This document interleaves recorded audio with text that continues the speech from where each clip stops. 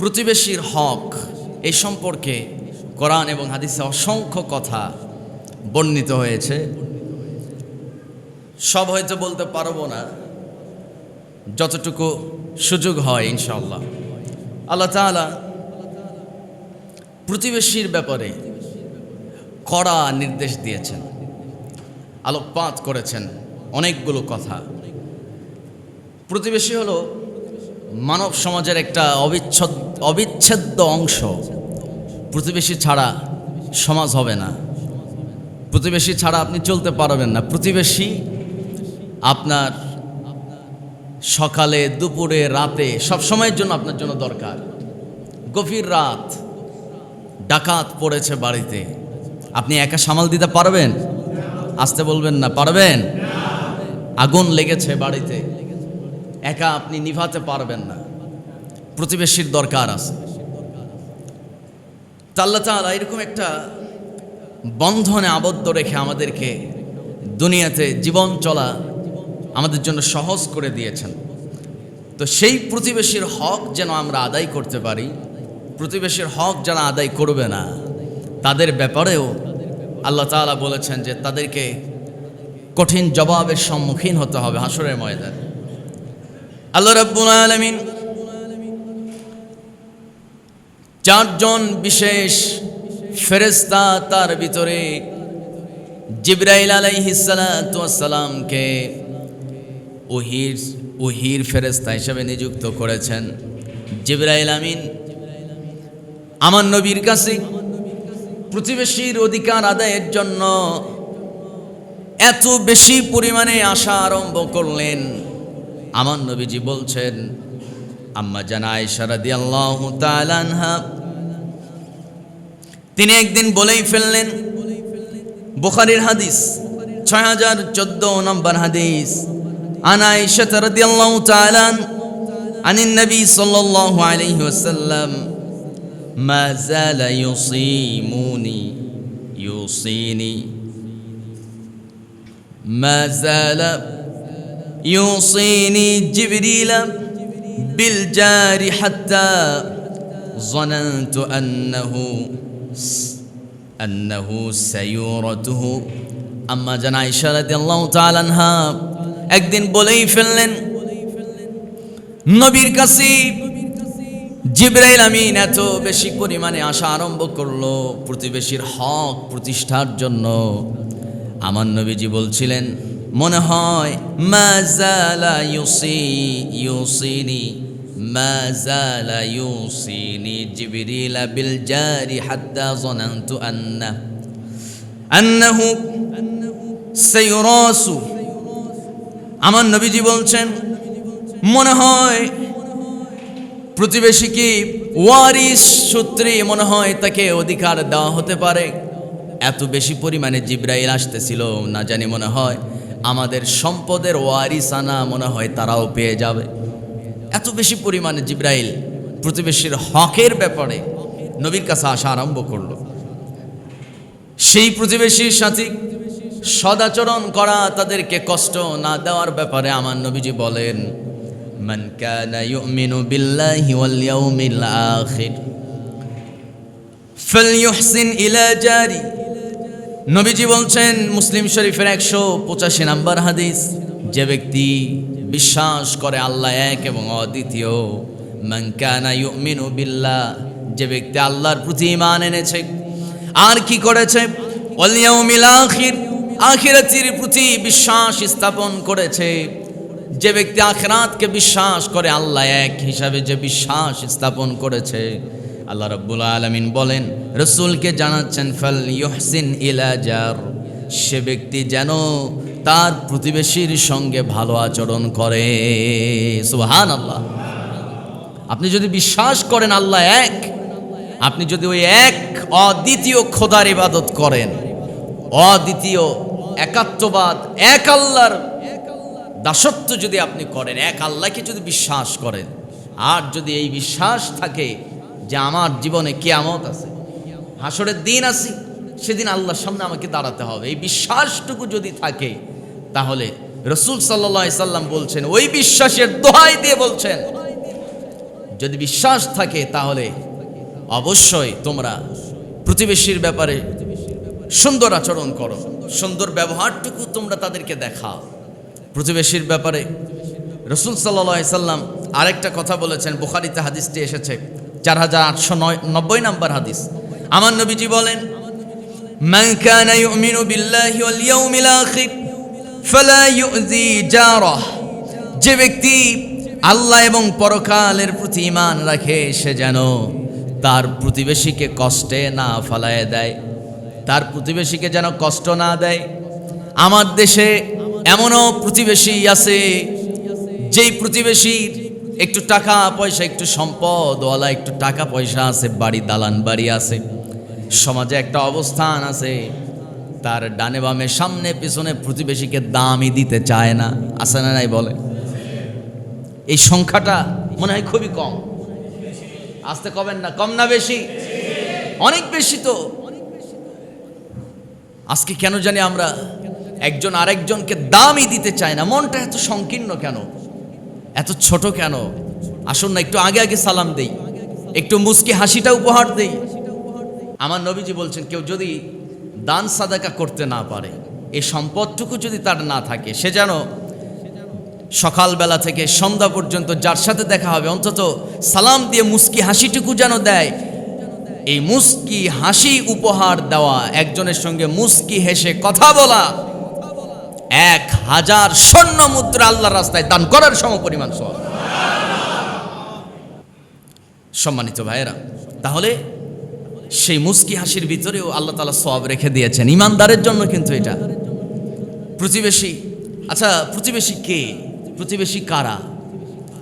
শুধুমাত্র মুসলিমরা প্রতিবেশী মনে হয় না। কোরআনের দৃষ্টিতে কোরআন বলছে এবং হাদিসের দৃষ্টিতে রাসূল সাল্লাল্লাহু আলাইহি সাল্লাম বলছেন, প্রতিবেশী হলো মুসলিম, অমুসলিম, কাফের, মুশরিক, ইহুদি, নাসারা, এখান থেকে শুরু করে আত্মীয়, অনাত্মীয়, দূরবর্তী প্রতিবেশী এবং নিকটতম প্রতিবেশী। এক কথায় আপনার যে ক্ষতি সাধন করে সেও আপনার প্রতিবেশী, যে আপনার উপকার করে সেও আপনার প্রতিবেশী। আমার নবীজি বলছেন, শুধু তাই নয়, তুলনামূলকভাবে একটু দূরের যারা বসবাস করে তারাও আপনার প্রতিবেশী।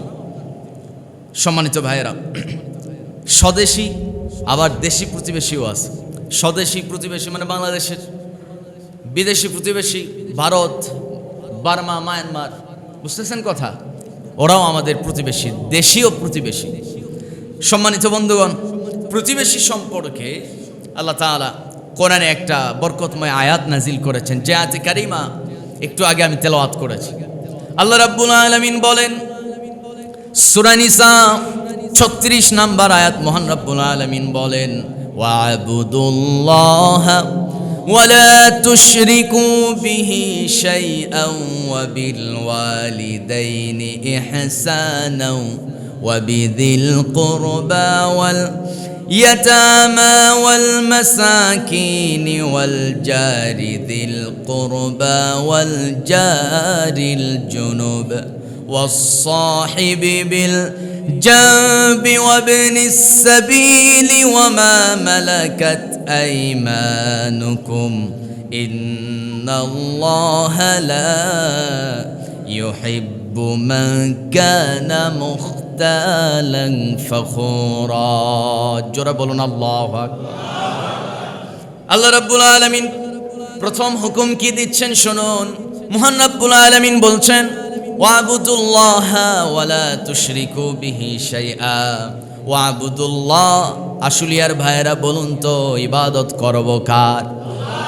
ওয়া'বুদুল্লাহ, আল্লাহ ছাড়া কারো ইবাদত চলবে নাকি? ওয়ালা তুশরিকু বিহি শাইআ, আল্লাহর সঙ্গে শরীক স্থাপন করা যাবে না।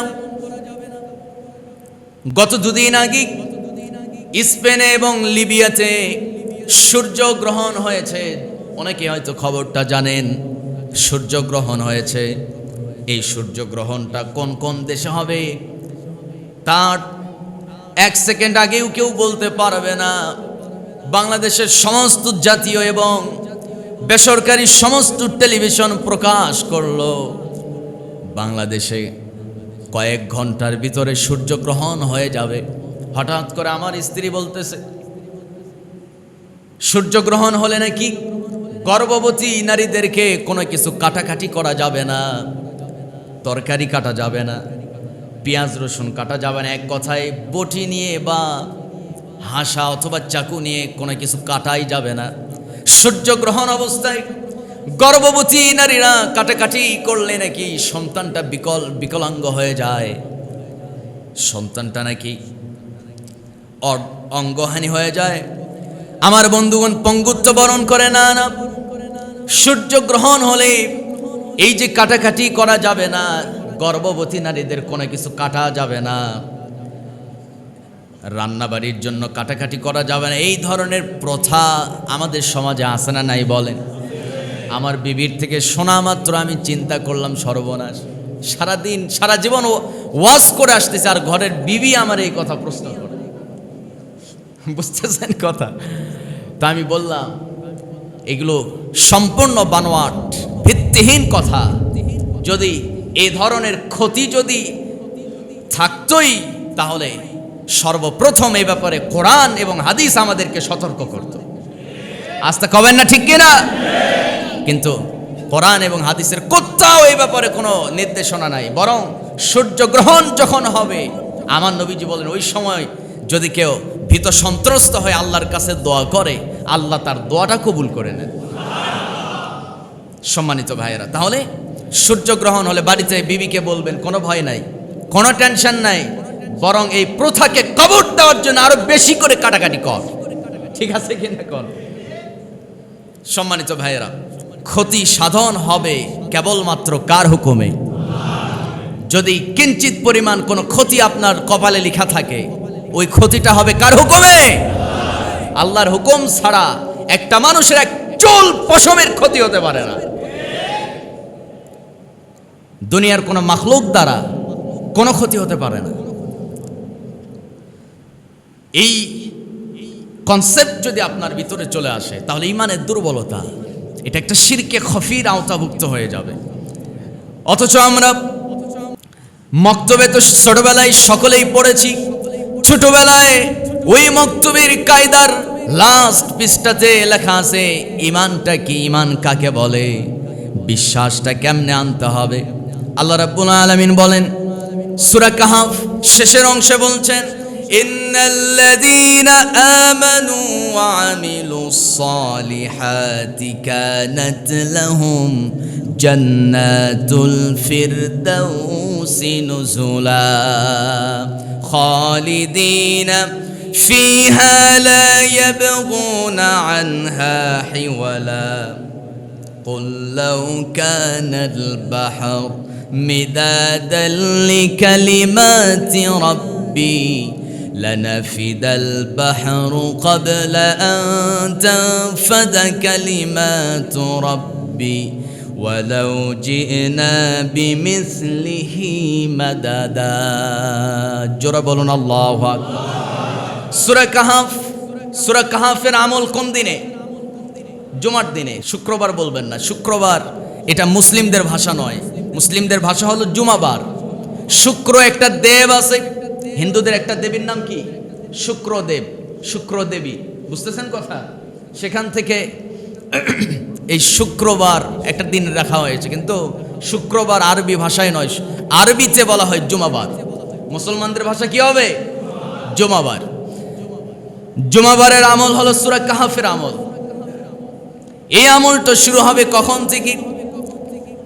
যখন নাকি সূর্য ডুবে যাবে, বৃহস্পতিবার সূর্য যখন অস্তমিত হয়ে যাবে, মাগরিবের সালাতের পর থেকে জুমাবার শুরু হয়ে গেল।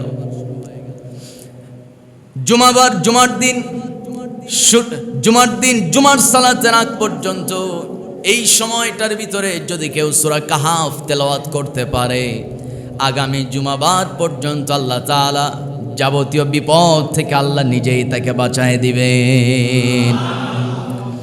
আমার বন্ধুগণ, সেই মহান রব্বুল আলামিন বলছেন, ইন্নাল্লাযীনা আমানু ওয়া আমিলুস সালিহাতি কানাত লাহুম জান্নাতুল ফিরদাউসি নুজুলা। জোরে বলুন আল্লাহু আকবার। আল্লাহ বলছেন ইন্নাল্লাযীনা আমানু, আমার কথা শুনতেছেন আপনারা? মনোযোগ আছে তো? ইন্নাল্লাযীনা আমানু অর্থ হলো নিশ্চয়ই যারা ঈমান এনেছে। এখন যদি প্রশ্ন করি, বলেন তো আমরা ঈমান এনেছি না ঈমান পেয়েছি? প্রশ্নটা মনে হয় জটিল হয়ে গেল। ঈমান আমরা এনেছি নাকি পেয়েছি? ঈমান তো পাইছি আমরা, ঈমান তো আনি নাই। জন্মসূত্রে ঈমান আমরা পেয়েছি। কারণ কি? মুসলিম ঘরে জন্মগ্রহণ করেছি, ঈমানদার হয়ে গেছে। ঠিক আছে কি না?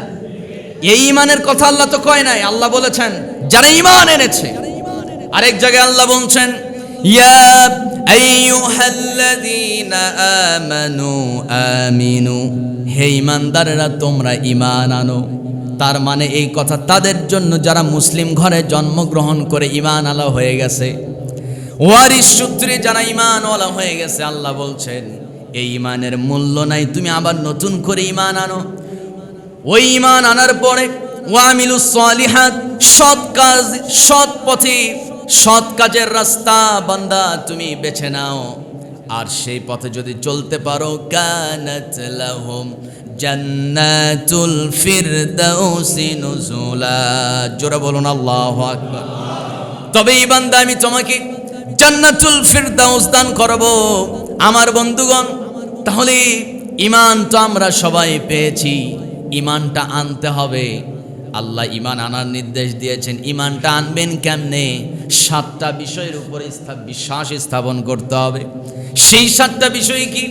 আল্লাহ রাব্বুল আলামিন বলছেন, ওই যে বললাম ছোটবেলায় মক্তবি পড়া অবস্থায় কায়দা সিবারার শেষের পৃষ্ঠায় আমরা পেয়েছি। সবাই পড়েন আমানতু বিল্লাহি ওয়া মালাইকাতিহি ওয়া কুতুবিহি ওয়া রুসুলিহি ওয়াল ইয়াউমিল আখিরি ওয়াল কদরি খায়রিহি ওয়া শাররিহি মিনাল্লাহি তাআলা ওয়াল বা'সি বা'দাল মাউত। আমানতু বিল্লাহ, 1 নাম্বার ঈমান আনবো কার উপর? আসতে বলবেন না, কার? আল্লাহর উপরে। 2 নম্বরে ওয়া মালাইকা, আল্লাহর ফেরেশতা আমরা চোখে দেখলাম না, আল্লাহরেও দেখলাম না, কিন্তু বিশ্বাস করি ফেরেশতা আল্লাহ আছেন না নাই।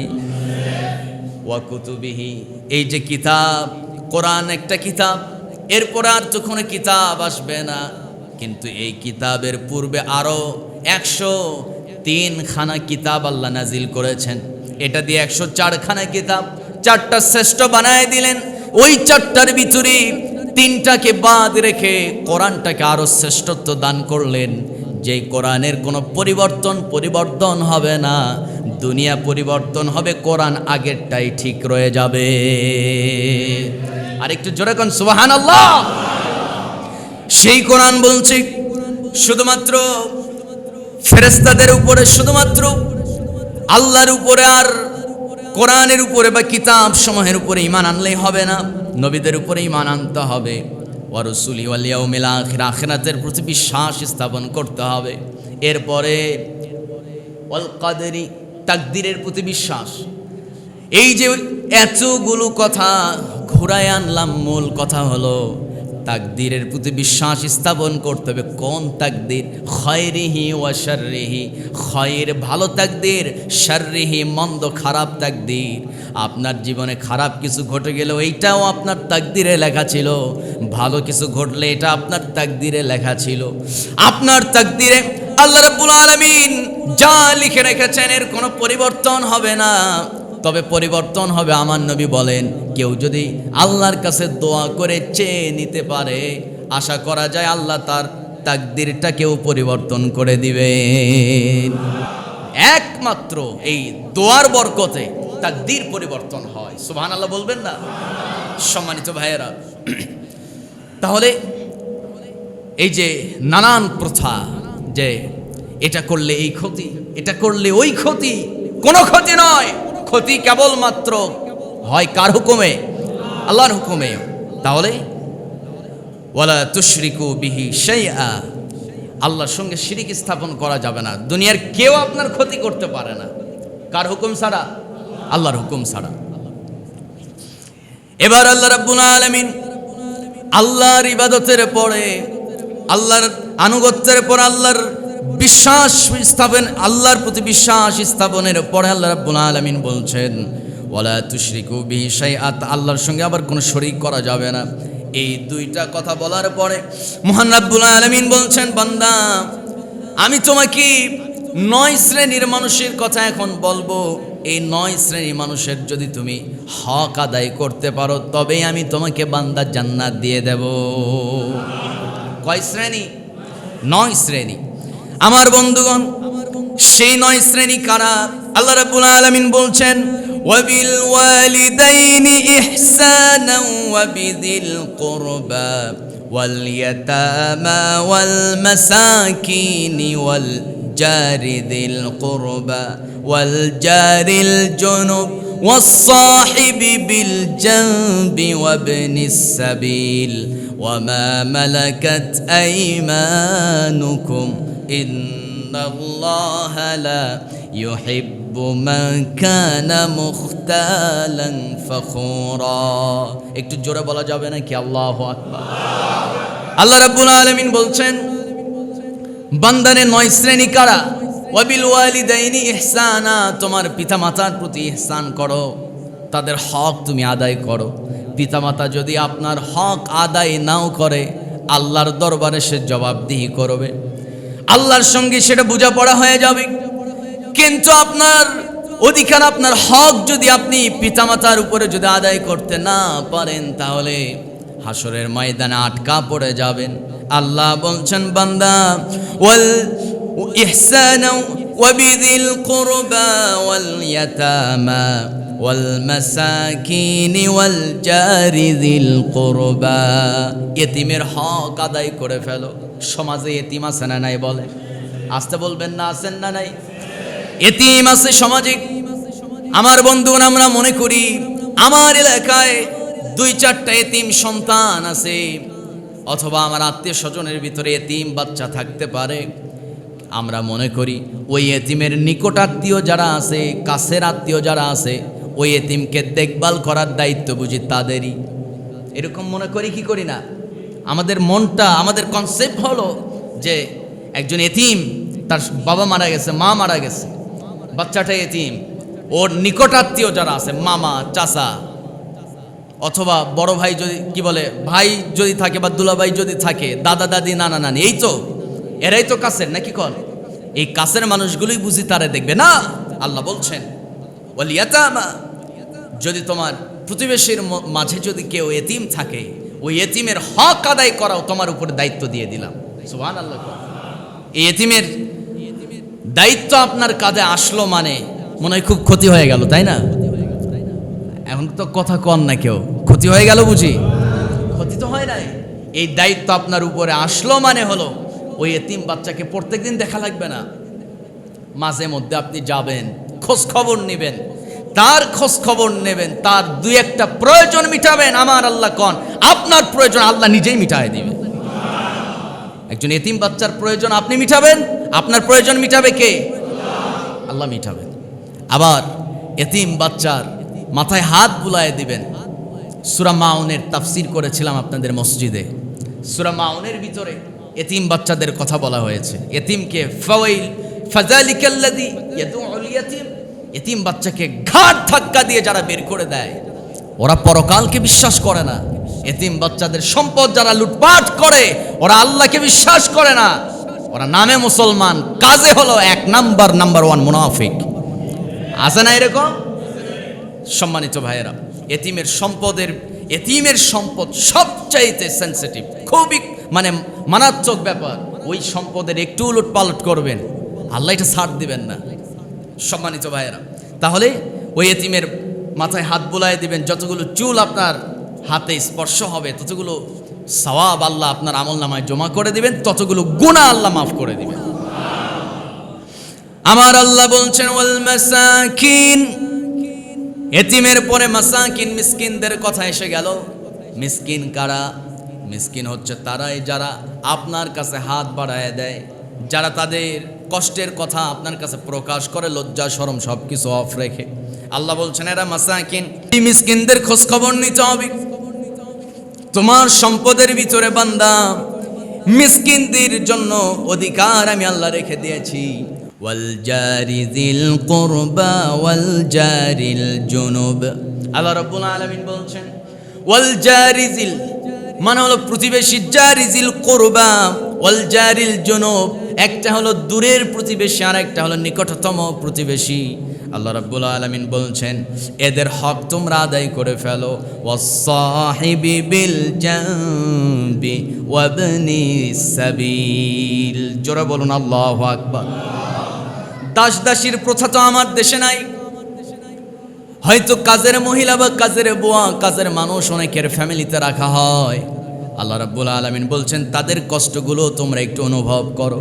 যারা কাজ করে তোমার বাড়িতে, অর্থাৎ আগের প্রথা দাস দাসী ক্রয় বিক্রয় হতো, এখন তো ক্রয় বিক্রয় হয় না। হয়তো গ্রাম থেকে, গ্রামের বাড়ি থেকে, কোন একটা গরিব ফ্যামিলি থেকে হয়তো মেয়ে অথবা কোন একটা ছেলে অথবা কোনো বৃদ্ধা মহিলা বাড়ির কাজের জন্য থালা বাসন বাড়ি পরিষ্কারের জন্য রাখে, আছে না এরকম? আল্লাহ বলছেন এই সমস্ত কাজের মানুষদের অভাব পুরায় ফেলো, তাদের অভাব অনটন, তাদের কষ্টটা বোঝার চেষ্টা করো বান্দা, তাদের হকটা আদায় করে ফেলো। ওয়ামা মালাকাত আইমানুকুম। শুধু তাই নয়, আল্লাহ বলছেন বান্দা এই কাজগুলো, এই হকগুলো যদি আদায় করতে পারো তাহলে আমি ঘোষণা দিলাম তুমি নিরহংকার, তোমার ভিতরে কোনো অহংকার নাই। আর অহংকার মুক্ত বান্দাগুলোকে আমি আরশের নিচেই ছায়া দান করব।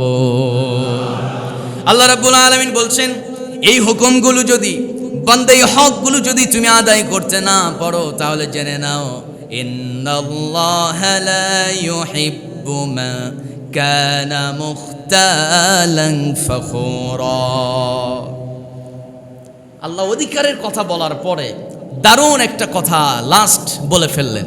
কিছু মানুষ আছে না, কথা বলতে বলতে বরে যদি না পায়, আপনার সাথে যদি না পায়, লাস্ট একটা কথা ঝুলায় রাখে, আছে না এরকম?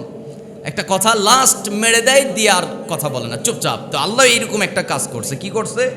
যে বান্দা আল্লাহর ইবাদতের পরে আল্লাহর সঙ্গে শরীক স্থাপন করো না, এই দুইটা নির্দেশ, প্রধানত এই দুইটা নির্দেশ দেওয়ার পর আল্লাহ 9 শ্রেণীর মানুষের হক আদায়ের ব্যাপারে গুরুত্ব আরোপ করে লাস্ট আল্লাহ বলে ফেলছেন ইন্নাল্লাহ, নিশ্চয় আল্লাহ তাআলা ইউহিব্বু মান কানা মুখতালান ফখুরা। আল্লাহ পছন্দ করেন না কাদেরকে? যারা দাম্ভিক, যারা অহংকারী। আচ্ছা, এই যে হক অধিকারের কথা আল্লাহ বললেন, লাস্ট আবার দাম্ভিক অহংকারীর কথা আল্লাহ কেন উল্লেখ করলেন? যে দাম্ভিক যারা, অহংকারী যারা, আল্লাহ তাদেরকে পছন্দ করে না। এই কথাটা লাস্ট বলার কোনো দরকার আছে? আমরা হয়তো মনে করতেছি নাই তো, কিন্তু আছে।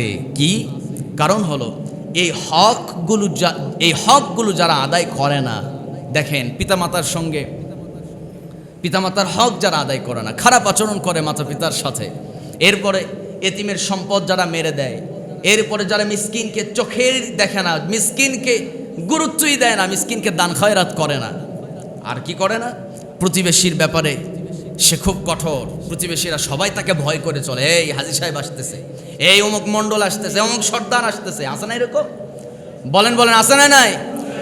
মণ্ডল যদি আসে অবস্থা খারাপ করে ফেলবে কিন্তু। এরকম বলে, এই যে মণ্ডলের প্রভাব, হাজী সাহেবের প্রভাব, অমুক সর্দারের প্রভাব, অমুক চৌধুরীর প্রভাব, দাম্ভিকতা, অহংকারী, প্রতিবেশীরা সবাই ভয়ে থাকে, সর্বনাশ, আমার এলাকার উনি এখন এমপি হয়ে গেছে গা, এমপির ভাগিনা উনি, এমপির এই সেই, উনি এখন চেয়ারম্যান, উনি এখন মেম্বার, এই যে ওনাকে ভয় করা শুরু হয়ে গেছে। অথচ ওমরে ফারুক রাদিয়াল্লাহু তাআলা আনহু অর্ধজাহানের খলিফা ছিলেন, এত বড় শাসক, আমার নবী ছিলেন শাসক, আবু বকর ছিলেন, ওসমান ছিলেন, হযরতে আলী রাদিয়াল্লাহু তাআলা আনহু, তারা গোটা পৃথিবীর অর্ধজাহান তারা শাসন করছে, কিন্তু তারা মানুষের সঙ্গে মিশে গেছে। হযরত আলী রাদিয়াল্লাহু তাআলা আনহু তিনি বলতেন, যদি তোমার সম্মান আল্লাহ বাড়ায় দেয়, পদমর্যাদা বাড়ায় দেয়, তাহলে মাটির সঙ্গে তুমি মিশে যাও। সুবহানাল্লাহ বলবেন না? যদি তোমার পদমর্যাদা আল্লাহ বাড়ায় দেয়, তোমার স্ট্যাটাস, তোমার কি বলে সম্মান, তোমার পদমর্যাদা, সমাজের বুকে তোমার মান ইজ্জত যদি আল্লাহ বাড়ায় দেয়, তাহলে মাটির সঙ্গে তুমি মিশে যাও। এ কথার বিরাট ওয়েট, এ কথার মানে ওজন কিন্তু অনেক বিশাল। আপনি চিন্তা করে দেখেন, যদি আপনি ক্ষমতাধর কোনো ব্যক্তি হন, আল্লাহ আপনাকে কোনো একটা কিছুর ক্ষমতা আপনার হাতে দিছে, বা গুরুত্বপূর্ণ রাষ্ট্রীয় কোনো দায়িত্ব দিয়েছে, তাই বলে আপনি অহংকারী হয়ে যাবেন না। মাটির সঙ্গে মিশে যেতে হবে, মানুষের হৃদয়ে হৃদয়ে মিশে যেতে হবে।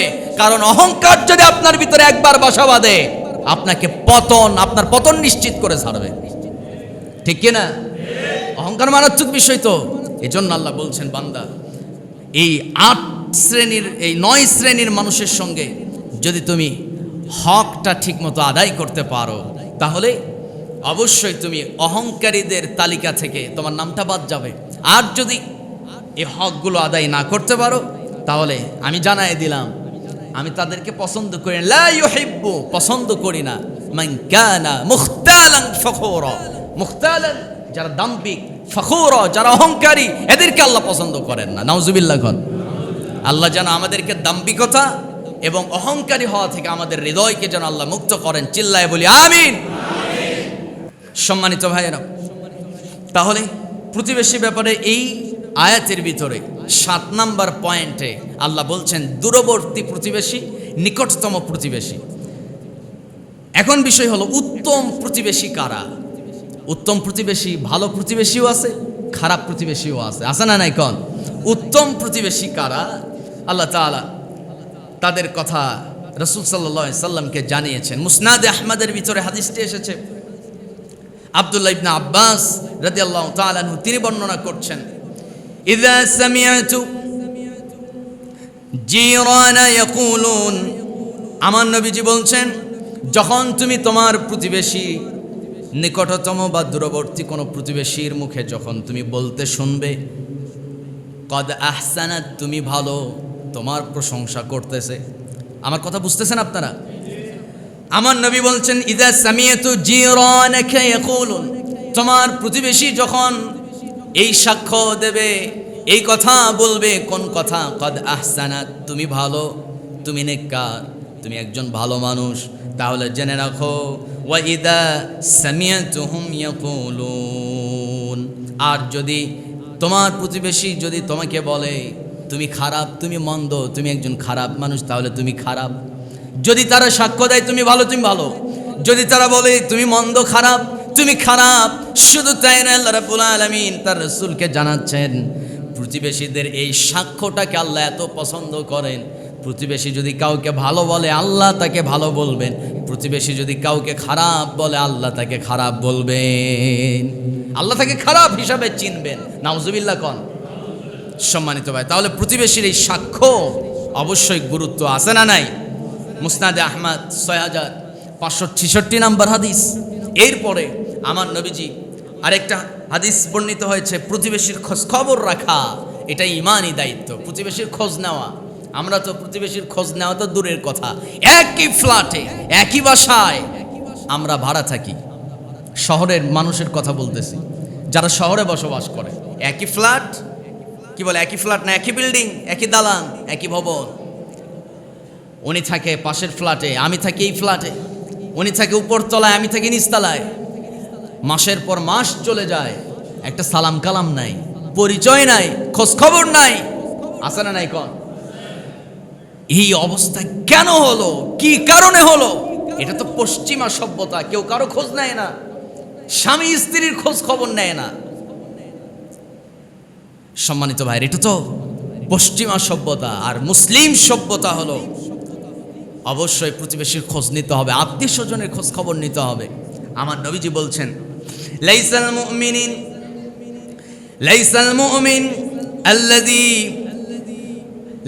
মুমিনিনা আল্লাযী ইয়াশবাউ ওয়া জারুহু জাইউ ইলা জামবিহি। হযরত ইবনে আব্বাস রাদিয়াল্লাহু তাআলা আনহু তিনি বলছেন, রাসূল সাল্লাল্লাহু আলাইহি সাল্লাম বলেন, ওই ব্যক্তি মুমিন নয়। লাইসাল মুমিন, আমার কথা বুঝতেছেন আপনারা? লাইসাল মুমিন, নবীজি বলছেন ওই ব্যক্তি প্রকৃত পক্ষে মুমিন নয়। কোন ব্যক্তি?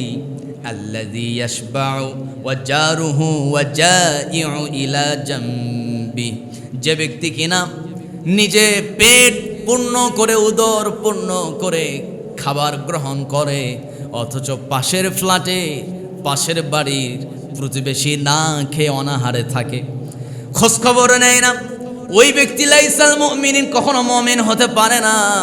নামাজ পড়লাম, রোজা রাখলাম, হজ করলাম, যাকাত দিলাম, দাবি করলাম আমি মুমিন, প্রতিবেশীর হক আদায় করলাম না, ওই ইমানের কোনো দাম নাই। ঠিক না? এরকম ইমানদার আমার এলাকায় নাই, এই এলাকায় নাই। সম্মানিত ভাইয়েরা, আছে মানে কি? আমরাই তো। ঠিক আছে কিনা কন? আমরাই তো। আসুন আমরা আমাদের ভুলটাকে আমরা স্বীকার করে নেই এবং সামনের দিনে যেন আমরা সুন্দরভাবে আমাদের জীবনকে চালাতে পারি। আল্লাহ তৌফিক দান করুক, সবাই বলি আমিন। সম্মানিত ভাইয়েরা, শুধু তাই নয়, রাসূল সাল্লাল্লাহু আলাইহি সাল্লাম হাদিসে আসছে, তিনি বলছেন, ইয়া রাসূলুল্লাহ, একজন প্রশ্ন করছেন, ইয়া রাসূলুল্লাহ, ইন্না ফুলানান তাসুমুন নাহার ওয়া তাকুমুল লাইল ওয়া তুযি জিরানাহা। এক ব্যক্তি বললেন, রাসূল সাল্লাল্লাহু আলাইহি সাল্লাম বলছেন, অমুক ব্যক্তি তো দিনে সাওম পালন করে। রাসূল সাল্লাল্লাহু আলাইহি সাল্লামকে একজন এসে বলতেছেন, ইয়া রাসূলুল্লাহ, অমুক ব্যক্তি সে দিনের বেলা রোজা রাখে, রাতের বেলা কিয়ামুল লাইল, তাহাজ্জুদের নামাজ পর্যন্ত আদায় করে, সুযোগ পাইলে আমরা হজ উমরাও করে, দান সাদাকা করে, আর সাদাকা সে দান করে, সাদাকাও করে, কিন্তু সেই লোকটা প্রতিবেশীকে কষ্ট দেয়। ওয়া তুযি জিরানাহা, সে তার প্রতিবেশীকে কষ্ট দেয়, প্রতিবেশীর সঙ্গে তার ব্যবহারটা অত্যন্ত খারাপ ব্যবহার, রূঢ় আচরণ করে, খারাপ ব্যবহার করে, মানে কর্কশ ভাষায়, কড়া ভাষায় প্রতিবেশীর সঙ্গে কথাবার্তা বলে। আছে না এরকম কিছু? ওর মানে টাকা আছে, সম্পদ আছে, ভালো কথা মুখ দিয়ে বের হয় না, সুন্দর বিনয় ভাবটা তার ভিতরে নাই, ডাকে আয় এদিকে আয়, মানে ভাবই আলাদা। আছে না এরকম? কিসের দাম্ভিকতা?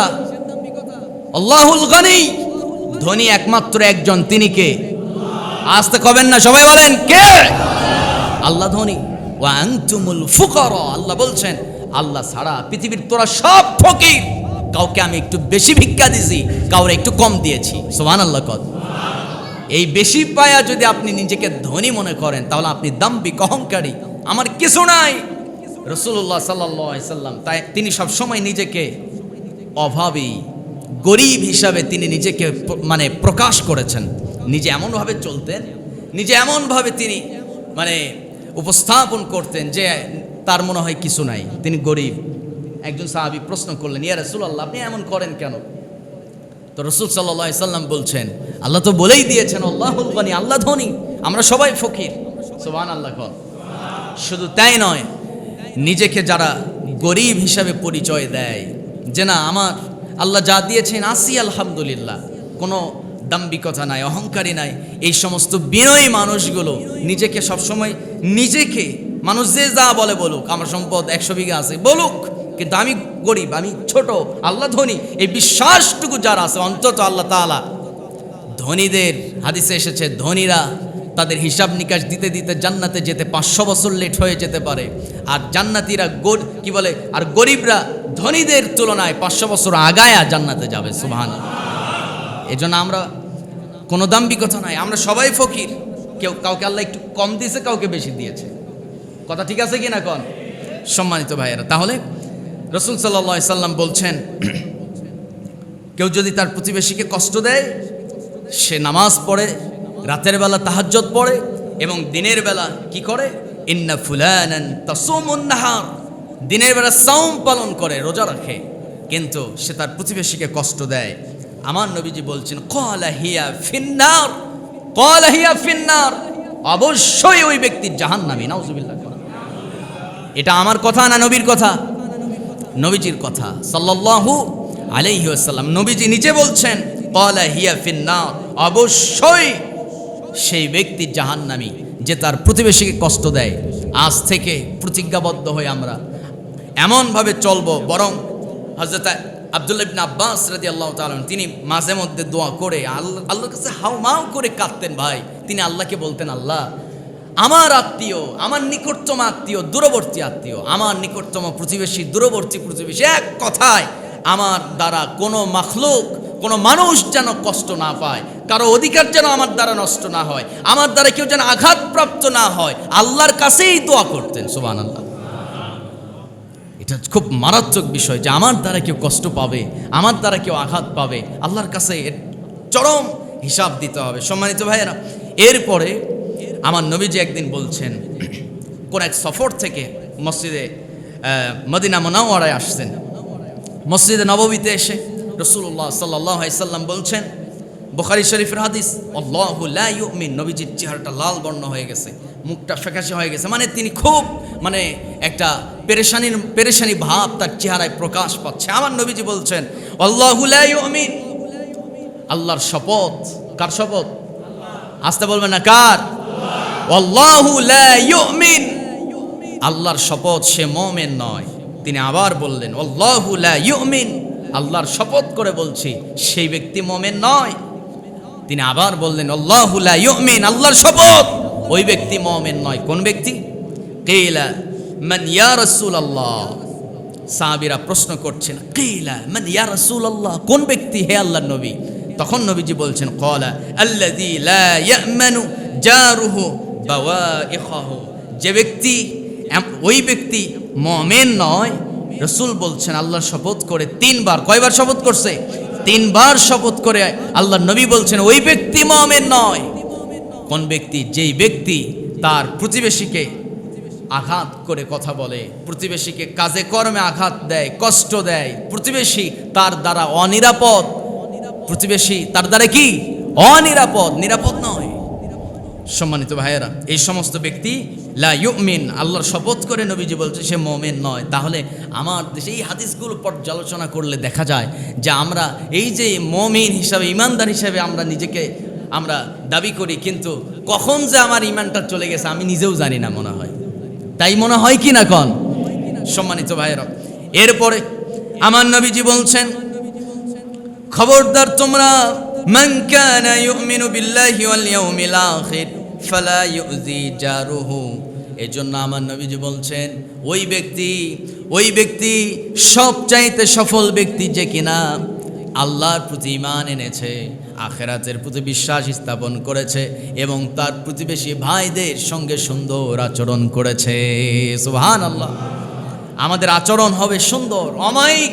সবচাইতে শ্রেষ্ঠ আচরণের উজ্জ্বল দৃষ্টান্ত আমার নবী ছিলেন। সুবহানাল্লাহ। কদ দূর দেশ থেকে একজন ইহুদি আসলো। ওই ইহুদি এসে হযরতে বেলালকে প্রশ্ন করলেন, বেলাল রে, তুমি তো মদিনার মুয়াজ্জিন, তুমি মুয়াজ্জিন ছিল, আর আমাদের নবী মুহাম্মদ বিন আব্দুল্লাহ তিনি তো ছিলেন মসজিদে নববীর ইমাম। ওরে বেলাল, বলো তো, মুহাম্মদ যখন বেঁচে ছিল তখন তার ব্যবহার, তার চরিত্র কেমন ছিল? হযরতে বেলাল হাউমাউ করে কান্না আরম্ভ করলেন। এক পর্যায়ে তিনি কথা বলতে পারছেন না। কান্না যদি বেশি চলে আসে, মানুষ কথা বলতে পারে না। আমার বন্ধুগণ, বেলাল এরকম কাদার কারণ হলো, হযরতে বেলাল রাদিয়াল্লাহু তাআলা আনহু যখন দেখলেন নবীজি দুনিয়া থেকে বিদায় নিয়েছেন, বেলাল আযান দিতে যাবে, আশহাদু আল্লা ইলাহা ইল্লাল্লাহ পর্যন্ত আযান দিয়েছে, কিন্তু যখন নাকি আশহাদু আন্না মুহাম্মাদুর রাসূলুল্লাহ বলবে, ওই সময় তার জবানে আর সেই বাক্য পর্যন্ত আসতেছিল না। হযরতে বেলাল রাদিয়াল্লাহু তাআলা আনহু নবীর নামটা নিতে পারছেন না। এমন মুহূর্তে সাহাবীরা তাকে ধরে রাখলেন যেন পড়ে না যায়। বেলাল কোনো রকম আযান দিতে পারলই না, দিতেই পারে নাই। আমার বন্ধুগণ, কয়েকদিন চলে গেল, সপ্তাহ মাস চলে গেল। বেলাল নবী ইন্তেকালের পর একটা দিনের জন্য আযান দিতে পারেন নাই। একদিন আবু বকর প্রশ্ন করছেন, বেলাল রে, নবী ইন্তেকাল করেছেন, তাই বলে কি তুমি আযান দিবে না? এটা কি কোনো কথা হলো নাকি? তোমার আযান বন্ধ ছিল দেখে আল্লাহ সূর্য ওঠা বন্ধ করে দিয়েছিলেন। সুবহানাল্লাহ তো কারো মুখে নাই। হযরতে বেলালের মুখের জড়তা ছিল, মুখের জড়তা থাকার কারণে আমার নবীজি নতুন একজন মুয়াজ্জিন নিয়োগ দিয়েছিলেন। নতুন মুয়াজ্জিন আজান দিল, নামাজও হলো, কিন্তু সূর্য ওঠে না। সাহাবীরা সবাই কান্নায় একেবারে পাগল পাড়া, কি ব্যাপার, কি হলো, সূর্য ওঠে না, মনে হয় কিয়ামত হয়ে যাবে। জিবরাইল আমিন এসে বলেন, ইয়া রাসূলুল্লাহ, প্রত্যেক দিন ফজরে আজান আল্লাহর আরশ পর্যন্ত চলে যায়, আজকের আজান আল্লাহর আরশ পর্যন্ত যায় নাই, এই জন্য সূর্য পূর্ব দিগন্তে ওঠার পারমিশনটাও পায় নাই। বেলালকে আজান দিতে দেন, বেলালের আজান হবে, তার ইকামতে নামাজ আরম্ভ হবে এবং তার নামাজ শেষ হওয়ার পরে আবার সূর্য পূর্ব দিগন্তে ওঠার পারমিশন পাবে। বেলাল আজান দিল, সূর্য উঠল, ওই বেলাল আজান দেয় না। সাহাবীদের মনটা ভীষণ ব্যথাতুর হয়ে গেছে। আমার বন্ধুগণ, হযরতে বেলাল বলছেন, ভাই আবু বকর, দীর্ঘ পথ চলা আমাদের, আমার নবীজি তিনি তো ইমাম ছিলেন আর আমি মুয়াজ্জিন ছিলাম। যখন আজান দিতাম, আজানের আগে আমার নবীজি মসজিদে হাজির হতো, আর আমার দেশে ইমাম সাহেব আসে হলো আজানের আগে না পরে, কোন আসতে বলবেন, না আগে না পরে? আমার বন্ধুগণ, নবী আসতেন পরে না আগে? আগে আসতেন। নবীজি মুসাল্লায় বসে যেতেন, আজান হয়ে যেত, আর বেলাল যখন আজান দিত, নবীর নাম যখন নিত, শাহাদাত আঙ্গুলি এরকম করে দেখায় দেখায় আমার নবীজির দিকে দেখায় দেখায় জীবন্ত আজান দিয়েছিলেন হযরত বেলাল। আর একটু জোরে কোন সুবহানাল্লাহ। আমার বন্ধুগণ, সেই বেলাল কেনই বা কাঁদবে না যখন বেলাল কথাই বলতে পারেন না? দূরদেশ থেকে আগত সেই ইহুদি হযরত আলীর কাছে গেছে, বলতেছে, ও ভাই আলী, বলো তো মুহাম্মদ বিন আব্দুল্লাহ তোমাদের নবীর ব্যবহার কেমন ছিল? বাপমার সঙ্গী, এতিমের সঙ্গী, মিসকিনের সঙ্গী, সঙ্গীদের সঙ্গে, প্রতিবেশীর সঙ্গে, আত্মীয় স্বজনের সঙ্গে তার আচরণ কেমন ছিল একটু জানা যাবে নাকি? সঙ্গে সঙ্গে হযরত আলী বলছেন, প্রশ্ন তো করেছো অত্যন্ত জটিল, তোমার প্রশ্নটা রেখে দাও, আমি অবশ্যই জবাব দেব, কিন্তু তার আগে ছোট্ট একটা প্রশ্ন করব। এই প্রশ্নের জবাব যদি, ও ভাই ইহুদি, তুমি যদি দিতে পারো, তাহলে অবশ্যই তোমার প্রশ্নের জবাব আমি দিয়ে দেব। কি প্রশ্ন আলী ভাই, বলো? হযরত আলী বলছেন, আমি তোমাকে প্রশ্ন করছি, বলো তো এই মহাশূন্যের সমস্ত তথ্য, ভূগর্ভের সমস্ত তথ্য, সমুদ্র জগতের সমস্ত তথ্য তুমি আমাকে একটা একটা করে দিয়ে দাও। ইহুদি বলতেছে, এই ছোট্ট মস্তিষ্কে ভূগর্ভের তথ্য, সমুদ্র জগতের তথ্য এবং সে মহাশূন্যের বিশাল আকাশের তথ্য, এই ক্ষুদ্র মস্তিষ্কে আমি তো উপস্থাপন করতে পারবো না। সঙ্গে সঙ্গে হযরত আলী রাদিয়াল্লাহু তাআলা আনহু বলছেন, আমার নবী তিনি তো এমন একজন নবী, আল্লাহর 99টা নাম মতান্তরে 5000 নাম, সেই আল্লাহর গুণবাচক একটা শ্রেষ্ঠ নাম আছে আজিম। আল্লাহ বলছেন, ওয়া ইন্না লাকা লাআজরান গায়রা মামনুন ওয়া ইন্নাকা লাআলা খুলুকিন আযীম। আমার বন্ধুগণ, আল্লাহ বলছেন আজিম হচ্ছে আল্লাহর নাম। আজিম শব্দটা আল্লাহ তাআলা ওই মুহূর্তে তিনি প্রয়োগ করেন যখন কোনো বিষয় তার সীমারেখা বোঝা যায় না, তার সীমারেখা কোনো নির্ণয় করা যায় না, এমন বিষয়কে আল্লাহ আজিম দিয়া বুঝায় দেন। আল্লাহ রাব্বুল আলামিন বলছেন, আমার নবীর চরিত্র তো এমন চরিত্র, এমন উন্নত অনুপম চরিত্রের অধিকারী মুহাম্মদ সাল্লাল্লাহু আলাইহি ওয়াসাল্লাম, তার চরিত্রের বর্ণনা দিতে গিয়ে আল্লাহ যেখানে আজিম শব্দটা ব্যবহার করেছেন, সেই উন্নত চরিত্রের অধিকারী মুহাম্মদ সাল্লাল্লাহু আলাইহি সাল্লাম, তার চারিত্রিক, তার প্রতিবেশী, তার আত্মীয় স্বজন, তার সঙ্গী সাথী, তার আশপাশের মানুষের সঙ্গে তার যে সুন্দর ব্যবহার, সুন্দর আচরণ, এর দীর্ঘ বর্ণনা, এর বিশালত্ব বর্ণনা এই ক্ষুদ্র মস্তিষ্কে সামান্য সময় আমি কেমনে তোমার সামনে উপস্থাপন করব? সুবহানাল্লাহ। সম্মানিত ভাইয়েরা, আমাদের ব্যবহার হতে হবে উন্নত, অনুপম চরিত্রের অধিকারী হতে হবে আমাদেরকে। জোরে বলি ইনশাআল্লাহ। হযরতে আবু যর গিফারিকে একদিন রাসূল ডাকলেন, আবু যর গিফারি এদিকে আসো, তোমার বাড়ি থেকে আমি উটের গোশতের ঘ্রাণ পেয়েছি। ওরে আবু যর গিফারি, বলো তো এই গোশত তুমি কোথা থেকে? ইয়া রাসূলুল্লাহ, বাজার থেকে কিনে এনেছি।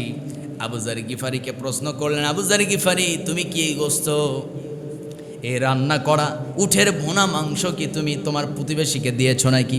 ইয়া রাসূলুল্লাহ, বাড়িতে মেহমান এসেছি, মেহমানকে দিয়ে তো সব শেষ হয়ে গেছে। আমার নবীজি বলছেন, আবু যার গিফারি, নেক্সট টাইম যখন তুমি বাড়িতে কোনো কিছু রান্না করবা, ঝোলটা সুরাটা একটু বাড়ায় দিবা। সুবহানাল্লাহ কর। অন্তত যদি গোস্তের এক টুকরাও যদি তুমি তোমার প্রতিবেশীকে দিতে না পারো, অন্তত ঝোল হইলেও তুমি তোমার প্রতিবেশীকে দিয়ে এসো। আবু যার গিফারিকে রাসূল সাল্লাল্লাহু আলাইহি সাল্লাম এই পরামর্শ, এই নসিহাত করেছেন। তার মানে এখান থেকে বোঝা গেল, আমি বাইরে থেকে যা ক্রয় করব প্রতিবেশীর জন্য সামান্য হলেও আমি দিয়ে দেব। যে ব্যক্তি প্রতিবেশীকে দেয়, আল্লাহ তার বাড়িতে অভাব রাখে না। সুবহানাল্লাহ। আমার নবীজি বলেন, আবু যার, তোমার বাড়িতে যদি অভাব দেখতে না চাও, প্রতিবেশীকে নিয়মিত দাও। সুবহানাল্লাহ বলবেন না? অভাব যদি আপনার বাড়িতে না দেখতে চান, কি করবেন? প্রতিবেশীকে নিয়মিত দিলে কমে না বাড়ে? আসতে বলবে না, দিলে কমে না বাড়ে? আছে তো, দিলেই তো শেষ হবে না। আপনার কাছে আছে, ওইটা না ফুরালে আপনি তো আরো ওর চেয়ে বেশি আল্লাহ দিবে, ওটা তো ধরতে পারবেন না। আপনার কাছে আছে কি? সামান্য কিছু আছে, 100 টাকা আছে। ওই 100 টাকা খরচ না করলে তো 200 টাকা আপনি ধরতে পারবেন না। আগে যা আছে খরচ করুন। যে খরচ করে আল্লাহ তাকে দেয়, যে খরচ করে না কৃপণ, আল্লাহ ওইটাও শেষ করে দেয়। গত 2 দিন না 3 দিন 4 দিন আগে মনে হয় মোবাইলে একটা নিউজ দেখলাম। কি দেখলাম? নিউজ মানে একটা ভিডিও দেখতেছি। এক মুরব্বী মানুষ, দাড়িটা পাকা, বড় দাড়ি, মহিলাটা একেবারে উপুড় হয়ে এইরকম করে মানে মাটিতে থাবড়ায় আর শুধু কান্না করতেছে। আর ওই মুরব্বী মানুষ উনি একটা বস্তা বিছাইছে, সামনে একটা বড় একটা বস্তা বিছায়া ওই জায়গায় ছিঁড়া কাগজগুলো এরকম করে তোলে আর ছেড়ে দেয়, তোলে আর ছেড়ে দেয়। আমি চিন্তা করি এগুলো কি? তারপরে ক্যাপশনে লক্ষ্য করে দেখি, মুরব্বীর নাকি 2 লক্ষ টাকা, 2 লক্ষ নগদ টাকা তিনি একটা সিপাই সাপাই বাড়িতে রাখছে। বুঝতেছেন কথা? তো মাস 6 পর 2 লক্ষ টাকা বের করে দেখে, মাশাল্লাহ, তেলা পোকায়, কি বলে, কি ওইটা কয়, ওই পোকায় একেবারে সব টাকা খেয়ে শেষ করে ফেলছে। সুবহানাল্লাহ কোন? সুবহানাল্লাহ তো কয় দেখি। তো এই ওই পোকায় 2 লক্ষ টাকা কি করছে? শেষ করে ফেলছে। আচ্ছা বলেন তো, টাকা আছে, টাকাটা কি জমায় রাখার জিনিস না এটা কি কাজে লাগানোর জিনিস? এটাই কাজে লাগাতে হবে। কাজে যে লাগায় না, যে কৃপণতা করে, কৃপণের ধন ওই পোকায় খায় শেষ করে। ঠিক কিনা? খরচ করবেন, আল্লাহ রাস্তায় দান করবেন, দিবে কে? আল্লাহ দিবেন। আল্লাহ তাআলা আমাদেরকে কবুল করুক। সবাই বলি আমিন। হাযা মা ইনদি ওয়াল ইলমু ইনদাল্লাহ আলাইহি তাওয়াক্কালতু ওয়া ইলাইহি উনীব। আসসালামু